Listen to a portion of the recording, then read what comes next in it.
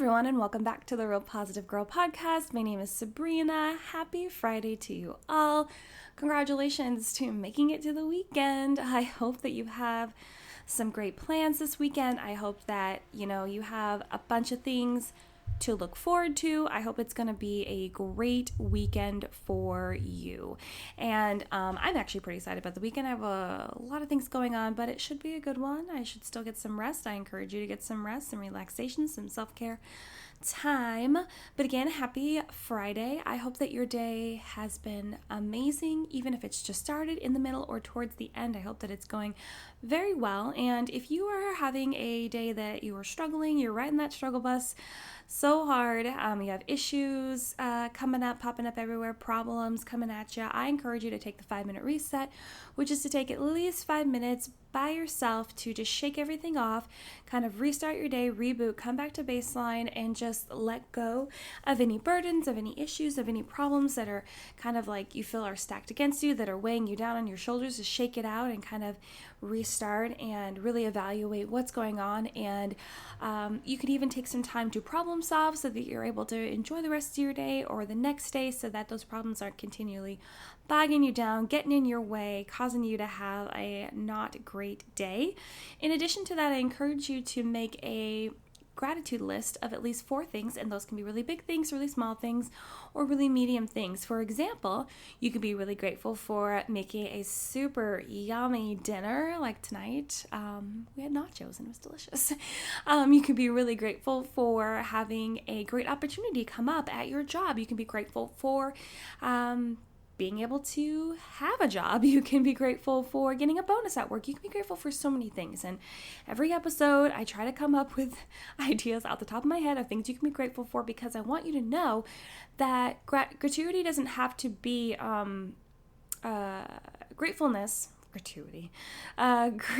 doesn't have to be these big giant things that you're grateful to be alive another day, you're grateful to have food in your stomach and a roof over your head, and all of those are amazing things, and yes, we should be grateful for them. However, the beauty of being grateful is that you can be grateful for every single teeny tiny thing in life, which means that you can have an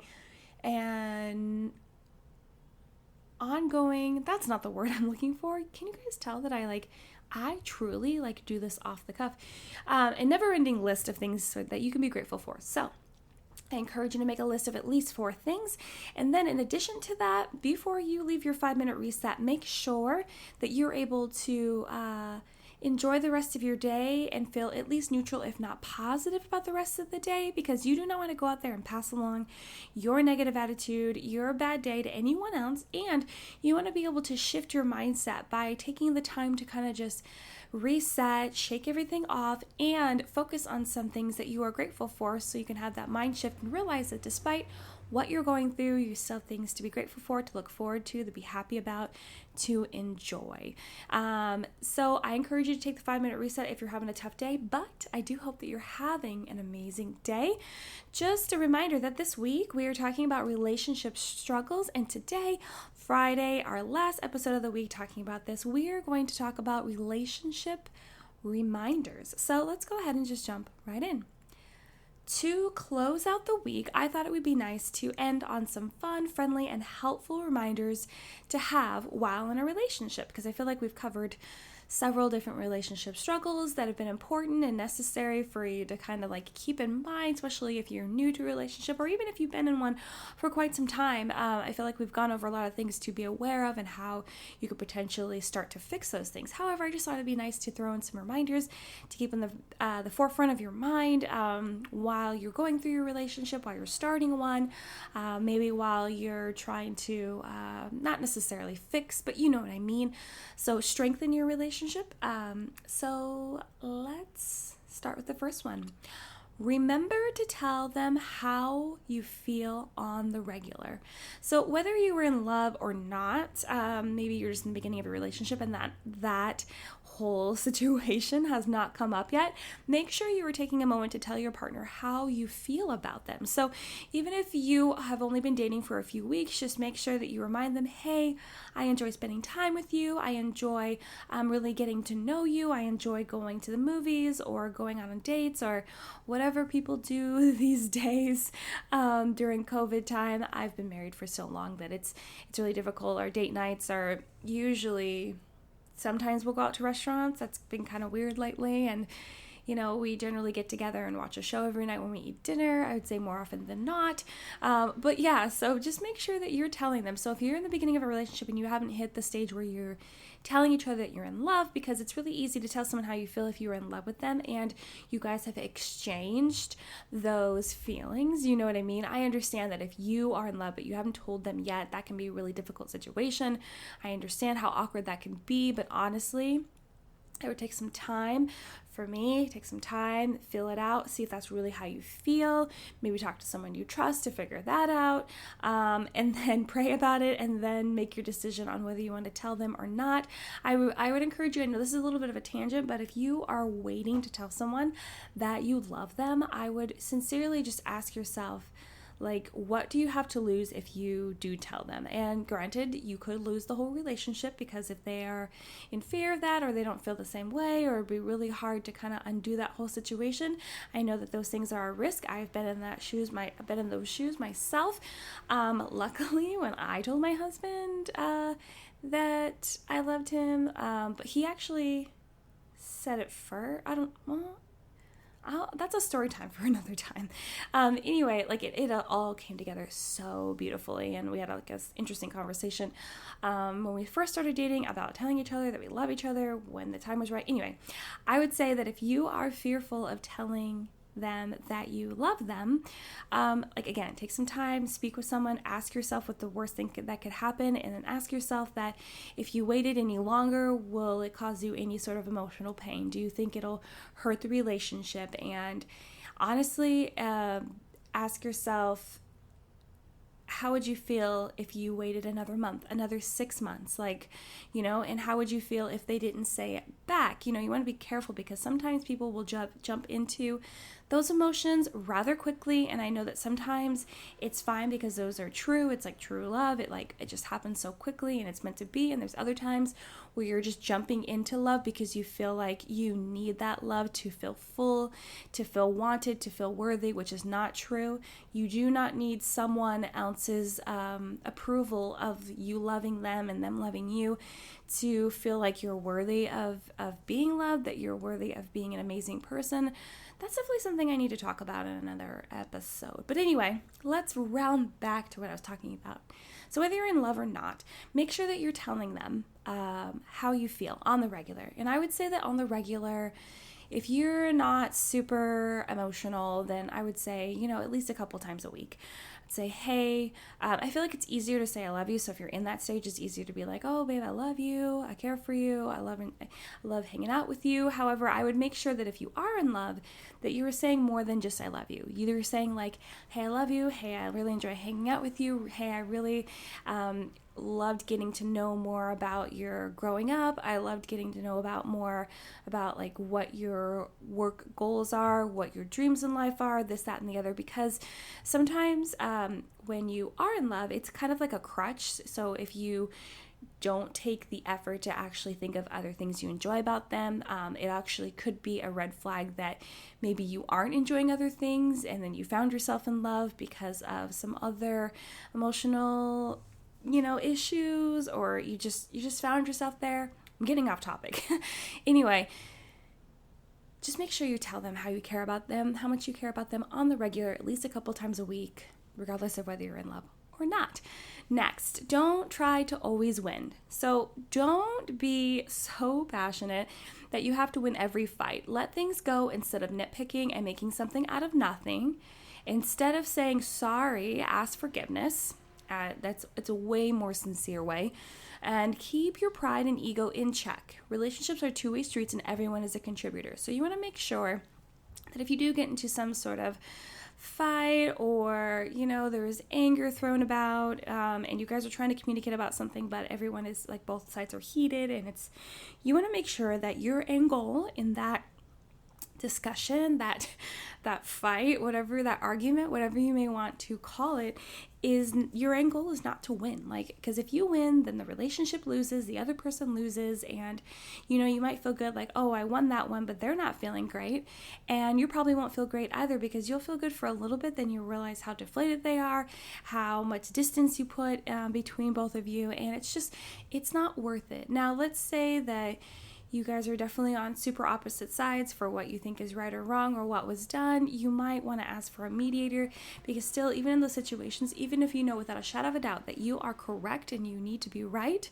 the need to be right is not always the best need at all. It's definitely a lot of times fueled by ego and pride. You want to be very careful there. So if there is a situation that is getting super heated, you might want to ask someone to help you guys mediate that so that it doesn't turn into something super, super ugly. But make sure that you're not nitpicking them. Make sure that you're not like, if there is an argument or a fight that happens over something, that you don't continually bring that up, because if the case is closed, the case is closed. You don't want to continue to hold things over someone's head. That's not fair, especially when you decided to just be done with that whole thing. Let things go, and then yes. So if either person has done something wrong or stepped out of bounds or whatever it may be, I encourage you to ask for forgiveness, not just say sorry, because a lot of times people will just be like, okay, I'm sorry. Like, that doesn't sound very sincere, does it? And maybe when you say sorry, you have it with an explanation, it sounds more sincere, but I would say in general, it'd be better to be like, you know what, I'm very sorry for what I did to you. Will you please forgive me for this, that, and the other? So even if you like pair them together, it sounds much better than just being like, I'm sorry. So I would consider that, but always just don't try to win. Like, if only one person is winning in a relationship, then the whole thing is losing. Next, keep communication flowing. We talked a lot about communication this week within relationships, but I feel like it's the number one thing. When you have miscommunications in your relationship, it makes everything else so much harder, because emotions are flying. Like, one person says something and someone else says something, and there's a disconnect, and they don't know exactly what you mean, and then there's hurt feelings. And believe me, I've been through it, so I encourage you to keep it flowing. Don't assume things. You really shouldn't do that in general in life, but don't assume things, because it causes trouble. When in doubt, talk it out. I love that little rhyme. It's so cute. When in doubt, talk it out. Also, don't spread personal biz that should stay within the relationship out to the world. There's a difference between telling a close friend something in confidence and blasting on social media. So I did mention before, like, if you guys find yourself at odds and you need a mediator, a counselor, someone to come in and help you, that's one thing, because you're both agreeing to that. However, if you are having issues with your partner, with your spouse, and you just aren't able to talk about it yet, or you just can't get on the same level of communication, that does not mean that you need to go blast it to like a group of friends, especially people that you both know that might like choose sides. You don't want to like just post it on your Facebook or your Instagram or Twitter or whatever, despite the fact that they may not see it. That's just not right. That's just not appropriate. You need to keep things within the relationship, because it's about you two. It's not about anyone else. No one else should really be involved, unless, again, you are needing some sort of mediation or counseling to help bring you guys together, because they are professional at doing that. Next, establish personal boundaries. Again, I feel like personal boundaries weasels its way into every single week's topic, but that just shows you how amazing it is and how many things it spreads across. So, but it's important to establish personal boundaries, especially in romantic relationships.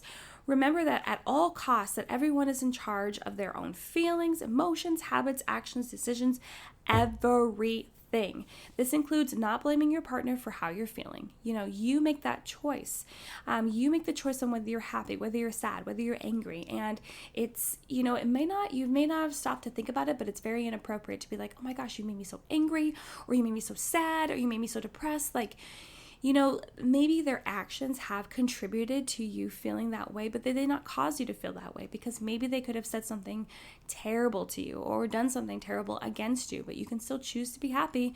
You can still choose to be calm. You can still choose to be just like, you can choose to be upset. You can choose to be sad or disappointed. You get to choose your emotions, because you are in charge of yourself. And yes, I know it can be very easy to slip into those emotions and to blame them, because you are feeling righted in the fact that they contributed so much to how you're feeling. But still, I want you to know it's a choice. You get to make that choice. And do not try to change someone into something else. I talked about this already this week. It is not your job and your responsibility to change them into the person that you think they would be, even if you're trying to give them a leg up, even if you're trying to make them better. You can't change someone or help them change until they want to change. And then when they want to change, then it's on them to make those steps, to make those decisions, to ask for help if they need it. But they have to make that decision first before you even try to get involved. And if you get involved before they've made that decision, it's not going to be lasting. It's not going to stick. It's not going to work out. So just know that. And don't take responsibility for someone else's emotions. Again, just like, you don't have to be like sad for them. You don't have to be angry for them. You don't have to like take the heat for them overreacting to something at someone. You don't have to take the heat for them being angry at someone. Again, they're responsible for themselves. You're responsible for yourself. Please know that. And say no when you want to, and enforce your own boundaries when it's necessary. If you feel like, whether it is just someone you're dating or someone you're married to, it doesn't matter. It does not matter what is happening in the situation. If they are overstepping their bounds, if you feel uncomfortable, if you feel unsafe, you have to draw those lines. You have to find help. If you're unable to do that on your own, you have to establish boundaries, or else you won't get any respect. You'll be walked over, and they will try to take advantage of you if they are that type of person. Now, maybe they're not. Maybe they're just overstepping their bounds just a little bit, and you need to put them in check. You need to set them in place, and they'll take their step back. That's fine. That's a healthy relationship, I feel like, when you're able to talk to each other and then like realign. But sometimes there are very unhealthy relationships that people get into and don't realize it, and you have to ask for help so that you can reestablish those boundaries so you feel safe again. So personal boundaries, super important. Manage your expectations for your partner. Just don't have expectations of them unless you both have agreed upon it and it's reasonable. That's all I'm going to say about that. I talk about expectations a lot here on the podcast as well. So unless you guys have come together and agreed upon certain expectations for something at a certain time, those expectations, unless agreed upon by both parties, do not span across the whole relationship. It's just usually for that one time, and they're agreed upon. That's great. But outside of that, do not have expectations, because it's unfair to have expectations of someone, especially when they don't know and they haven't agreed to it. Next, put time into your relationship. There is a healthy balance of too much time with your partner and not enough. So make sure you are spending time together, letting them know how important they are to you, continuing to get to know them as an individual, and being aware of the other person's needs. So you want to make sure that you're putting in the time.